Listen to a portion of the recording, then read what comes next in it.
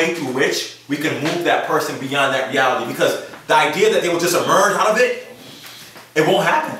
And I think I disagree with that because no one took me out of where I came from. I came up in a place where you were in the projects and people were driving Cadillacs and on rent control. And that is what I saw. And outside of maybe TV or something else, I knew there was no one that led me by the hand. There was no one that picked me up and put me into a separate situation. But something within me said, first of all, the question wasn't just how can I do better? I really want to know, who am I and why am I here? And on that quest, I started to cross these different barriers and go on this different journey.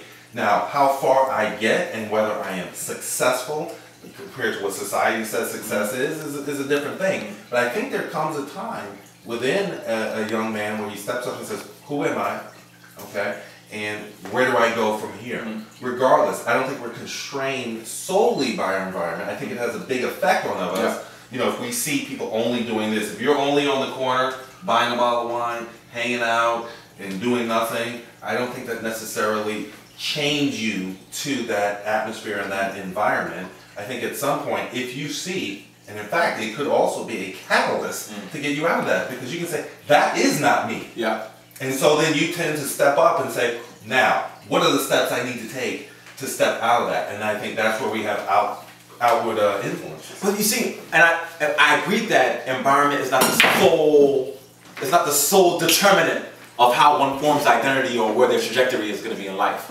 I do think that within our community, there are a lot of folks who have your experience. And I mentioned this earlier when I heard you speak. When I hear you speak about your life experiences, and I hear you talk about your narrative, the one thing I say to myself is, that brother is exceptional. I mean, that brother was able to come out of negative circumstances, a tough background, tough socioeconomic situation, and out of that go through a process where he's able to find who he was. But we cannot use a narrative of an anomaly or the exceptional as one by which we judge everyone, right? So I think that we should give kudos to brothers like you who are able to be in those situations and say, listen, I'm looking for something different. I'm going to be something different. I'm going to fight for something different. You had something within you that gave you a drive to be able to do that. And I think if we use that as a measure through which we judge or we say everybody else around you has to have that same inner drive to be able to do the same thing, then we fall really easily into this sort of like, oh, everybody can just pull themselves from the bootstraps mentality. Well, do you disagree that every man, regardless of color, has something within themselves that is innate? Now the varying levels and intensities might be different. Right. But then if I subscribe to what you're saying, then that means that I have to wait and hopefully someone will come by to pull me out and I might make it. And I disagree with that. But what I'm saying, I think that there's something within you. There is some fire, some seed that probably is ignited at different points in your life. Okay, whoever you are, regardless of what you have, you can be affluent.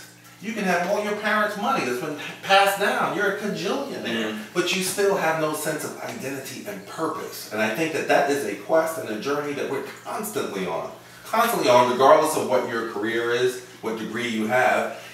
I think that there are people with degrees and success that still don't know who they are. But you see, I agree with you, but I think that we have to facilitate that process. I mean, I think that there's a sort of innate desire for success and doing better within everybody.